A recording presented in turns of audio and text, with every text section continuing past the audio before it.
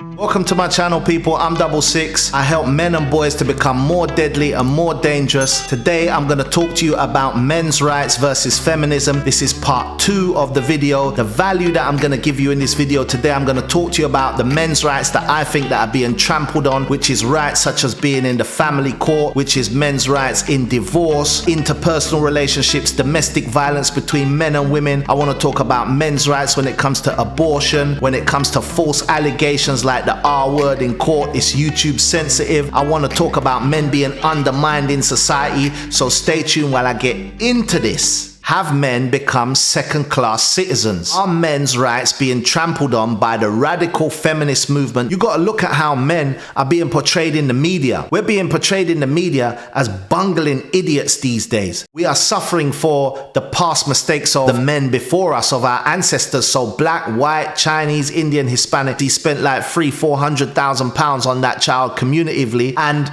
find out that that child's not his.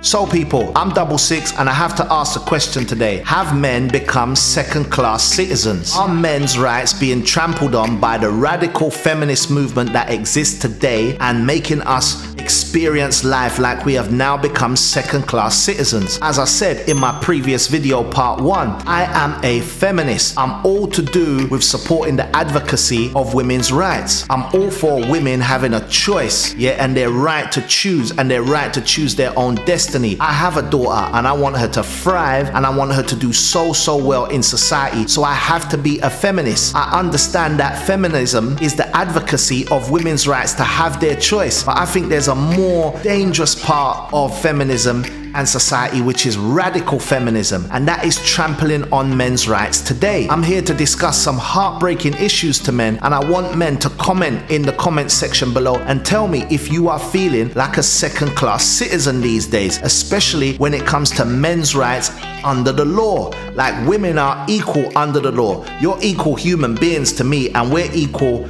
We should be equal under the law. There was a point in the pre-feminist movement, the pre-suffragettes movement, where women were not equal under the law, but we are equal under the law, and I get that and I respect that and I want that to happen. I want women in the workplace. I think women are productive members of society and we need the talent of women in the workplace, but I think there's a radical feminist movement which is pushing an agenda of female supremacy. It's like women want men to act like women in society. Now you tell me in the comment section if there's a society that is female dominated and you want to take your passport and fly there right now, because that is just such a wonderful place to be in. Like, tell me in the comment section below where you think that place is, where the female energy is dominant in society and that is a thriving and positive society, and you want to jump on the plane and fly there right now, because most of the time thriving societies have male dominant energy, but it seems like the radical feminist movement wants to have female supremacy over male energy, and it's undermining men now, and we're feeling like second-class citizens. I'm definitely a men's activist, but I'm not anti-feminist. You have to understand this. Like, women have to listen to the other side, the flip side of the argument. This is the repercussions of the radical feminist movement, that men are now feeling undermined, and nobody don't want no man to buck the system. We want to work with women in the system. I want to put this content out there to help men and boys become more deadly and more dangerous, but we have to understand, if we are feeling like second-class citizens, we've got to do something about it. We've got to understand what laws are affecting us, and we need those laws to get back some balance, especially like in the family court system. I'm going to link to in the cards my Black Families Matter series, where you see how I suffered some harsh injustices in the family court system. So check the cards out there now for the Black Families Matter series, where you can watch that and see what happened to me, and that's the truth of my story. But we're in the divorce courts, in paternity courts. Like, how is it fair a woman can like tell a man, rah,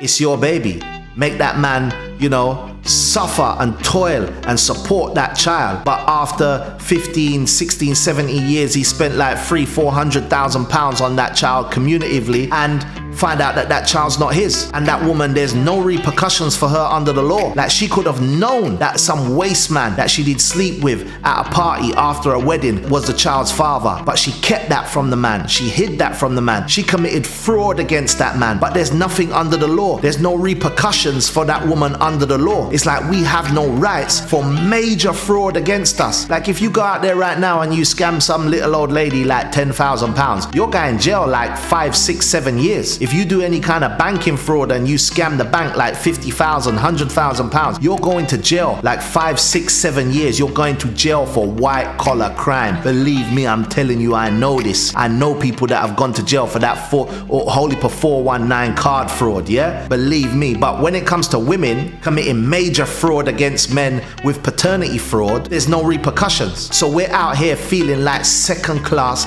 citizens. You got to look at how men are being portrayed in the media. We're being portrayed in the media as bungling idiots these days. I used to watch a series called Home Improvement, yeah, where the guy that's like running around hammering things, drilling screws in the wall, like he couldn't balance a checkbook, he doesn't know how to pay his bills. His woman is the one who, like, you know, is the sensible person, makes the sensible decisions. It's like the woman is taking on the masculine role where she is distributing fairness and equity and distributing issues and deliberating issues like a judge in the household, and the man is just bungling around, tripping over, late for work, he's got to take his lunch from the woman, he doesn't know what's going on. Men are being portrayed in the media like Homer Simpson, just real bungling bozos. Don't know, you know, their belly popping out, like, you know, their belly button popping out of their shirt. Men are just being portrayed as idiots in society right now. This is what the media is trying to portray men to be, because they're trying to appease the radical feminist movement and make women seem like they're the decision makers and they're the stable people in the relationship. They're actually running the household, and all the man does is, you know, he just earns the money. That's all he does. Like, he just earns the money. Like, just earning the money is anything easy out here. But this is how men are portrayed, like we're just the paycheck. We just earn the money, and the woman actually runs the household and runs society. And I can see the way men are being portrayed in the media, and we're looking and feeling like second-class citizens. Now, as I said, this is not a woman bashing channel, and I'm not a woman hater, but women have to listen to the plight of men as well. Like, men had to listen to the sufferation of women and understand that women needed equality and they needed their rights secured in the workplace and secured in society. Men had to listen to that. But now there's a radical feminist movement, and I feel that women have to now listen to men as we are having some heartbreaking issues and injustices in society. Women should want your men to thrive. You should want us to do well. We are your sons. You should want your sons to do well just as much as you. And we're out here feeling like second-class citizens. Mothers and girls and children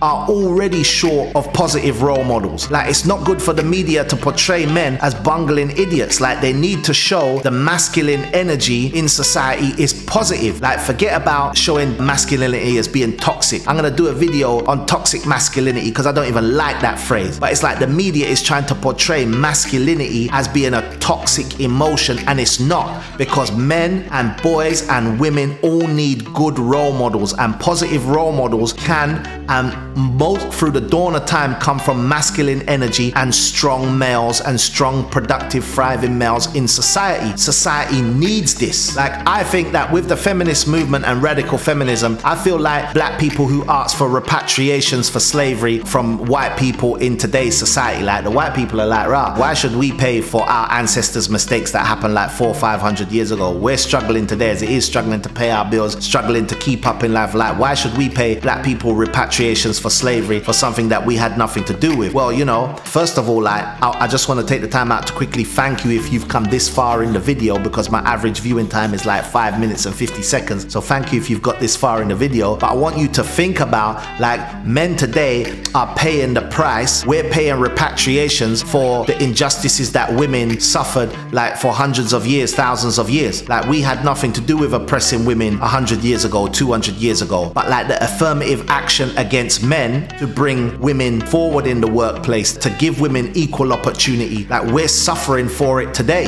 We are suffering for the past mistakes of the men before us, of our ancestors. So black, white, Chinese, Indian, Hispanic, all men, we're paying reparations for our ancestors. Like, we're paying for the mistakes of the previous men that we had nothing to do with it. Like, we're not suppressing no woman out here. I'm a feminist. I'm an advocate of women's rights. But I feel like I'm paying repatriations for the mistakes of other men that oppress women. And I'm not out here oppressing any women. But my rights, men's rights, are being trampled on today because we're suffering from the mistakes of our ancestors, black, white, or indifferent. Like, men are out here being treated like second-class citizens, and we are paying reparations for the mistakes of previous wicked men who didn't rate women. And that's not a good thing, because men are now feeling like second-class citizens. Tell me what you think about men paying repatriations for the mistakes of the past for women today to be advanced. Tell me what you think about it in the comment section below.